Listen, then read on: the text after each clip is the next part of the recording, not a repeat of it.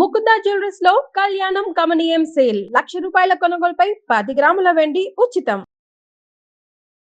నమస్తే రమగారు. నమస్తే జయ. రమగారు, ధనుర్మాసంలోకి వెళ్ళబోతున్నాం కదా. కార్తీకం తర్వాత వెంటనే ప్రారంభమవుతుంది కదండి.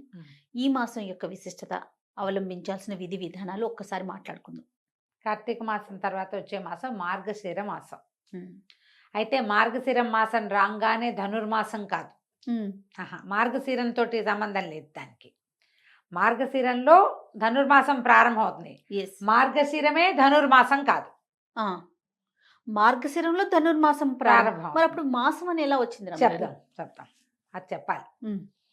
మొన్న ఎవరో కూడా అడిగారు, మామూలుగా మనకి మాసాలు ఇవన్నీ ఎలా వస్తాయి? చాంద్రమానం ప్రకారం, అంటే చంద్రుని యొక్క కదలికలతోటి మనం హళలు పెరుగుడు తగ్గుడుతోటి తిథులతోటి తయారవుతుంది కదా. అవును. ఇప్పుడు మనకి పాడ్యమితోటి నెల మొదలవుతుంది. అమావాస్య వెళ్ళగానే స్టార్ట్. పౌర్ణమి దాకా 15 రోజులు, పౌర్ణమి నుంచి మళ్ళీ 15 రోజులు అమావాస్య. అమావాస్య వెళ్ళంగానే మళ్ళీ నెలపడుపు తప్పకుండా చంద్రుడు. అమావాస్య వెళ్ళంగానే చంద్రుడు అమావాస్య నాడు ఏమీ కనపడ్డు. మా పాడ్యమి నాడు ఏదో ఎటాగో ఉంటాడు. తర్వాత స్లోగా కనపడడం మొదలు పెడతాడు. చంద్రుడి నడకతోటే మన మాసాలన్నీ తయారవుతాయి. ఆలోచించండి, అంతే కదా. అవును. అయితే ఇప్పుడు ఇందులో మళ్ళీ మనకి సంక్రమణం అనేది ఒక ప్రత్యేకమైన పాయింట్ ఉంది. ఈ సంక్రమణం మనకు ఎప్పుడు రెగ్యులర్ గా మాట్లాడుకుంటాం మనం. మకర సంక్రమణం. ఈ సంక్రాంతులు, మకర సంక్రమణం ఒకటే కాదు, ప్రతి నెల సంక్రాంతులు జరుగుతాయి. సూర్యుడు రాసులు మారతాడు, చంద్రుడు మారేవి తిథులు కదా. సూర్యుడు ఒక్కొక్క నెల రోజులు ఒక్కొక్క రాశిలో ఉంటాడు. 12 రాశుల్లోకి మారతాడు సూర్యుడు. ఈ మన కార్తీకం ప్రారంభంలో తులా సంక్రమణం, వృశ్చిక సంక్రమణం జరుగుతాయి. ఇదేంటంటే సంక్రమణాల్లో కూడా మనకి పెద్దవాళ్ళకి తర్పణాలు విడిచే వాళ్ళు సంక్రమణ కాలంలో కూడా తప్పకుండా చేయాలి. సంక్రమణ అన్నప్పుడు కూడా ఉపవాసం ఉండాలి. మనం క్యాలెండర్ ఫాలో అవ్వడాలి, పంచాంగం ఫాలో అవ్వడాలి మానేసింది ప్రజంతా. అవునండి. ప్రత్యేకంగా కొన్ని మనమే టీవీలలో మనలాంటి వాళ్ళు యూట్యూబుల్లో పడి ఏవో చెప్తే కొన్నిటిని పట్టుకుని అవే పిచ్చికింద అయిపోతుంది తప్పిస్తే అసలు ముఖ్యమైన వ్యవహారాన్ని మనం చూడటల్లా. సూర్యుడు సంక్రమణం చెందినప్పుడు సంక్రమణపు రోజు మనకి క్యాలెండర్లో కనపడుతుంది క్లియర్గా, ఫలానా రోజు సంక్రమణము అని. ఆనాడు పెద్దవాళ్ళకి ఇవ్వాలి తర్పణాలు, అక్కడి నుంచి బ్రాహ్మడికి దానం ఇవ్వాలని ఒక నియమం ఉంటుంది. సంక్రమణంలో నదీ స్నానం విశేషం, సంక్రమణంలో గోపూజ విశేషం, సంక్రమణంలో గోదానం విశేషం. దాన ప్రక్రియ చాలా విశేషమైంది. కానీ అవన్నీ గుర్తుపెట్టుకోం. కానీ మనకి ప్రత్యేకంగా మకర సంక్రమణం ఒకటి మనకు ఖచ్చితంగా తెలుసు. ఏం చేతంటే మకర సంక్రమణం తర్వాత కాలం మారి ఉత్తరాయణ పుణ్యకాలం ప్రారంభమవుతుంది. ఓకే. దక్షిణాయనం వెళ్ళిపోతుంది. ఇప్పుడు మన కాలాన్ని 2 నడకలుగా విభజించారు, ఉత్తరాయణము దక్షిణాయనము. అంటే సూర్యుడు తూర్పు నుంచి ఉదయిస్తాడు కదా. ఈ ఉదయించే కాలంలో దక్షిణాయనం అప్పుడేమో దక్షిణం వైపుగా వాలుగా ఉంటాడు. ఉత్తరాయణం వచ్చేసరికల్లా సూర్యుడి వాలు ఉత్తరం వైపుకి వస్తుంది. ఇవి దేవతల యొక్క రాత్రి పగలుగా చెప్పబడతాయి. ఓకే. దేవతల యొక్క నిద్రాకాలం దక్షిణాయనం, తెరిపి కాలం, వాళ్ళు తెలివిగా ఉండే కాలం ఉత్తరాయణం. ఓకే. ఇప్పుడు ఈ ఉత్తరాయణం ఇవి ఎప్పుడు మారతాయని చెప్పుకున్నాం మనం, మకర సంక్రమణానికి మారతాయి. ఈ మకర సంక్రమణానికి ముందున్న సంక్రమణము ధనుస్ సంక్రమణం. సూర్యుడు ధనుర్రాశిలోకి మారతాడు. ఇది ఎప్పుడు వచ్చినట్టు, దక్షిణాయనం తాలూకు చివర, ఉత్తరాయణం తాలూకు మొదటి భాగానికి ముందు.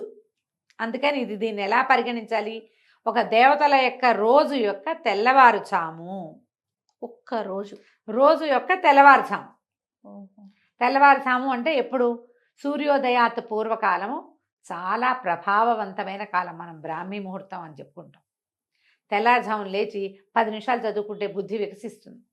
తెల్లవారుజామును స్నానం చేయటం, తెల్లవారే లేవటం, ఇది ఆ తెల్లవారిగా పరిగణించాలి మనం ధనుర్మాసాన్ని. ఇప్పుడు సూర్యుడు ధనుర్రాశిలోకి మారతాడు. ఓకే. ఇప్పుడు మార్గశిరం మొదలవగానే అవదు. మార్గశిరం ఎట్లా మొదలైంది, చంద్రుడు అమావాస్యతో వెళ్ళిపోయి పాడ్యమితోటి మొదలు పెట్టడంతో మార్గశిర మాసం మొదలైంది. నెంబర్ 1. మార్గశిరం వచ్చాక 7 రోజులకో 8 రోజులకో 9 రోజులకో మనకి సంక్రమణం జరగచ్చు. ఈ సంవత్సరం ఏం జరిగింది, మనకి అధిక శ్రావణం రావటం వల్ల మార్గశీర్షము రావడము, సంక్రమణం జరగటము దగ్గరగా అయిపోయింది. అవును. మనకి కార్తీక మాసం 12వ తారీఖుతో అమావాస్య అయిపోతుంది. 13 మనం పోలిపాడ్యమి చేసుకుంటాం తెల్లవారుజాము. 13, 14, 15 3 రోజులు మార్గశిరంలోనే గడుపుతాం. 16వ తారీఖు సంక్రమణం జరిగిపోతుంది. ఓకే. డేట్లు కొంచెం ముందు వెనక అవుతాయి, కానీ 16వ తారీఖు సిద్ధమే, అందులో మార్పు లేదు. ఈ 16వ తారీఖు నుంచి సూర్యుడు ధను రాశిలోకి మారటంతో సూర్యుడు మారగానే మీరు ఒక్క రోజులో డిఫరెన్స్ కనపడుతుంది చూడండి. ముందు రోజుకి ఈ రోజుకి మంచు పెరిగిపోతుంది. ఒక్క రోజులో డిఫరెన్స్ వచ్చేస్తుంది. ఈ రాశిలోకి మారేసరికి సూర్యుడు ఇంకా మందంగా అయిపోతాడు. వెచ్చదనం బాగా తగ్గిపోతుంది. పొద్దుటిపూట అసలు కనపడ్డు మనకి. బాగా 10 అయితే కానీ సూర్యబింబం మనకి కంటికి కనిపించదు. ఈ సమయం పూర్తిగా పురుషోత్తమ మాసం అని చెప్పబడేటువంటి ఈ మార్గశిర మాసంలో విశేషంగా విష్ణు పూజ చేయాలి. మధుసూదన నామధేయంతో విష్ణువు కొలువై ఉంటాడు. దీనికి మనకి భగవద్గీతలో చెప్తాడు, మాసానాం మార్గశీర్షోహం అని చెప్పాడట కృష్ణ పరమాత్మ. మాసములలో మార్గశీర్షము అత్యంత పవిత్రమైన మాసం అని చెప్పాడు. దీనికి ముందున్న కార్తీక మాసంలో శివ పూజలు చేస్తూ కార్తీక దామోదర ప్రీత్యర్థం అని చెప్పుకుని పూజ చేసుకున్నాం మనం. అవును. ఇప్పుడు కేవలము మధుసూదన ప్రీత్యర్థమే, మధుసూదన పూజే చేస్తాం, విష్ణు పూజే చేసుకుంటాం. అద్భుతమైన మాసంగా చెప్తారు. అయితే ఈ మాసంలో చేసే పూజా విధానము అందరూ చేయరు. ఈ 16వ తారీఖు నుంచి ధనుర్మాసం అంటారు, మార్గళి అంటారు, దాని పేరు అది.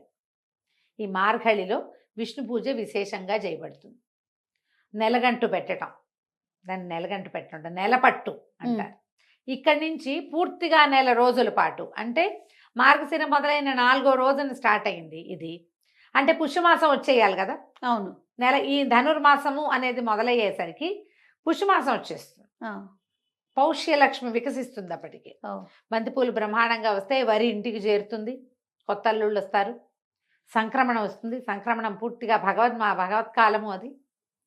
ఆ సంక్రమణం చాలా మంచిది. మకర సంక్రమణంలో ఈ సంవత్సరం అంతా సంక్రమణాల్లో చేయవలసినవి ఏవి చేయని వాడు కూడా మకర సంక్రమణం నాడు అన్ని రకాల దానాలు ధర్మాలు ఏది చేసినా 12 చేసిన ఫలితం లభిస్తుంది. దేవతలంతా కళ్ళు విప్పి నిద్రలేస్తారు. పూర్తిగా ప్రసన్నంగా ఉండే కాలం. అంచేత ఇక్కడి నుంచి స్టార్ట్ దాన ప్రక్రియ మొదలుపెట్టే కాలం. ఈ ధనుర్మాసంలో ఏం చేస్తారు, గొబ్బిళ్ళు పెట్టడం. ఒక్కొక్కళ్ళు ఒక్కొక్క రకమైన ఆరాధన చేస్తారు. వైష్ణవాలయాల్లో విపరీతంగా సేవాకాలాలు జరుగుతాయి. తెల్లవారుజామునే స్వామికి కైంకర్యం చేస్తారు, సేవాకాలం సమర్పిస్తారు. ఈ సేవాకాలాలు సమర్పించేది ఏంటంటే సంవత్సరం అంతా ఒక రకంగా ఉంటే ధనుర్మాసంలో తిరుప్పావై అని ఒక ప్రత్యేకమైన పూజా విధానాన్ని సమర్పిస్తారు. గోదాదేవి ఇది శ్రీవిల్లిపుత్తూరులో జన్మించింది. పెరియాళ్ళ వారికి జన్మించినటువంటి విష్ణు చిత్తుల కుమార్తె అయిన గోద, ఆవిడ భగవంతుణ్ణి ఎలా ఆరాధించిందో ఆ ఆరాధనా క్రమాన్ని ఈ నెల రోజులు స్వామికి సమర్పిస్తారు. ప్రతి చోట శ్రీరంగనాథుడు విశేషంగా సేవించబడతాడు. వెంకటేశ్వర స్వామి దేవాలయంలో కూడా తిరుప్పావయ్యే చేస్తారు. ఈవెన్ తిరుమలలో కూడా ఈ నెల రోజుల పాటు స్వామివారికి సుప్రభాతం బదులు తిరుప్పావై వినిపిస్తారు విశేషంగా. ఈ మొత్తం ఈ నెల అంతా కూడా అన్ని విష్ణువాలయాల్లోనూ విశేషమైన సేవలు కైంకర్యాలు జరపబడతాయి. ఈవిడ ఈ నెల రోజుల పాటు 30 పాసురాలు చదివిందట. పాసురం అంటే ఒక ప్రత్యేకమైన పాట. ఇది ద్రవిడ భాషలో ఉంది. తిరుప్పావై అంటే మంగళకరమైన మేల్కొల్పు. ఆవిడ ఏం చేసిందంటే తన చెలికత్తెల్ని అందరినీ పిలిచి విష్ణువు సుప్రసన్నుడుగా ఉంటాడు. ఇప్పుడు ఇంతకుముందు నిద్రలేచాడు ఈయన. కార్తీక శుద్ధ ద్వాదశికి ఏకాదశి నాడు నిద్రలేచాడు కదా.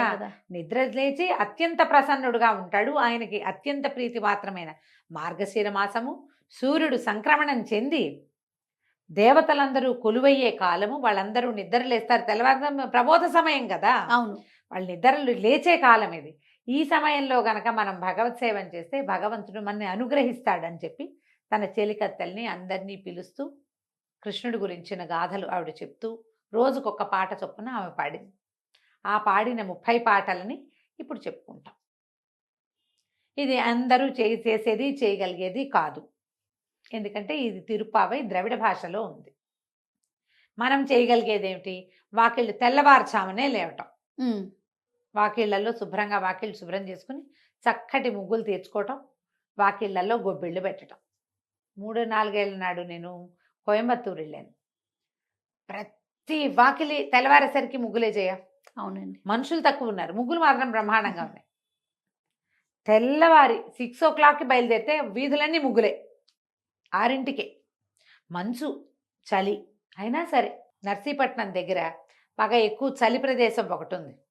ఏంటబ్బా దాని పేరు? నర్సీపట్నం దగ్గర చింతపల్లి వాటి దగ్గర హైయెస్ట్ అదే లోయెస్ట్ టెంపరేచర్ 1 వస్తుంది అక్కడ. ఆ ఊరి పేరు చటుకుని గుర్తు రావట్లేదే నాకు. చాలా ఇంట్రెస్టింగ్గా ఆ చలి ఏమిటో చూద్దామని వెళ్ళాం మేము. లంబసింగి వెళ్ళాం ఒక సంవత్సరం డిసెంబర్లో. చలి అదేమిటో చూడాలని. ఒక్కొక్కటి ఉంటుంది కదా. ఆ లంబసింగిలో కూడా తెల్లవారు 5ంటికి ముగ్గులు. ఓ చలి చచ్చిపోతున్నాం. 1 ఉంది మేము వెళ్ళిన రోజున. 0 వస్తుంది చూద్దాం అనుకున్నాం. అంతకు ముందు రోజు వచ్చిందట, మేము వెళ్ళిన రోజు 1 ఉంది. అక్కడ కూడా ముగ్గులు ఉన్నాయి. మనం చేసే సేవ ఏంటంటే ఈ పుణ్యకాలంలో, ఈ ధనుర్మాస కాలంలో అందరూ వాకిట్లో ముగ్గేసుకుంటే విష్ణు సేవ చేసినట్టే. అది ఓకే. గొబ్బిళ్ళు పెట్టుకోవటం. గొబ్బిళ్ళు పెడతారు కదా కొన్ని ప్రాంతాల్లో. పల్లెటూళ్ళలో కుదురుతుంది, సిటీలలో కుదరదు. ఎవరికి కుదురుతుందో వాళ్ళు పెట్టండి, ముగ్గేసుకోండి. కనీసం పొద్దునే లేవాలి దానికోసం. ఖచ్చితంగా పాకెట్లో ముగ్గులు వేసుకోవటం. అది కూడా ముగ్గులు వేస్తాం, పీట ముగ్గులు వేస్తాం. అదే గళ్ళ ముగ్గులు, పీటల ముగ్గులు పెద్దది వేయటం, గుమ్మడి పువ్వులతో అలంకారం చేయటం, గొబ్బిళ్ళు పెట్టటము, గొబ్బి తట్టటము. ప్రత్యేకంగా గొబ్బిళ్ళు పెట్టావా చిన్నప్పుడు? పెట్టాను. ఓకే. మేము చాలా ఏళ్ళు పెట్టాం. ఓకే. చిట్టుగూడూరులో ఉన్నంత కాలం ప్రతి సంవత్సరం పెట్టేవాళ్ళం గొబ్బిళ్ళు. మాకు మంచి గొబ్బిళ్ళు సరదా. మా గొడ్లు బాగా ఉన్నాయి, ఆవులు బ్రహ్మాండమైన ఆవులు ఉన్నాయి. సో మంచి అవకాశం లభించేది. తర్వాత కూడా ఇప్పటికి కూడా మా వాళ్ళు పెడతారు. అయితే ఈ గొబ్బిళ్ళు పెట్టుకోవటము, తర్వాత దేవాలయ దర్శనము మంచిది.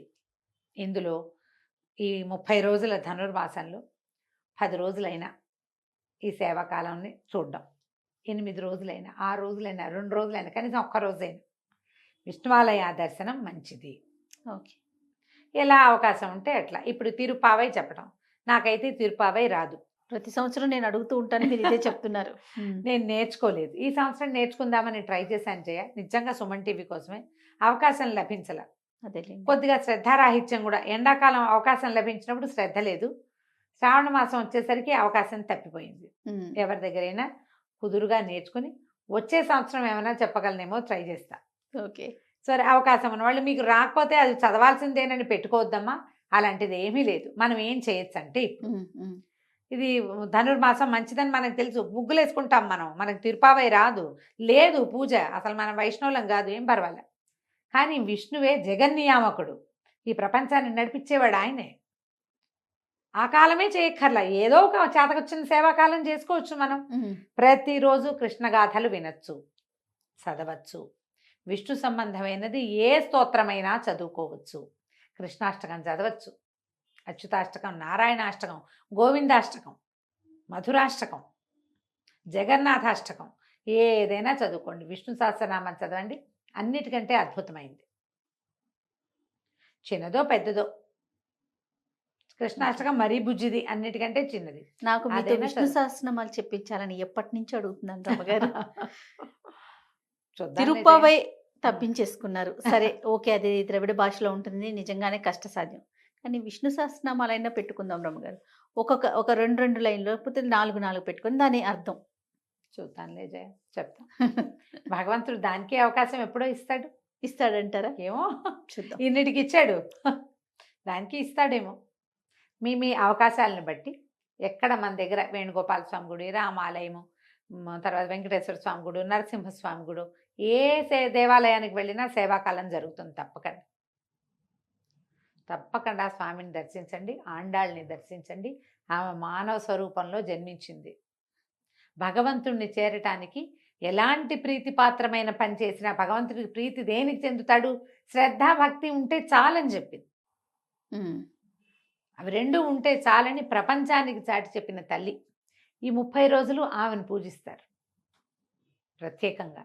ఆమెను చూసి ఒకసారి దండం పెట్టుకుని ఒకసారి దేవాలయ దర్శనం చేసుకున్నా కూడా చాలా మంచిది.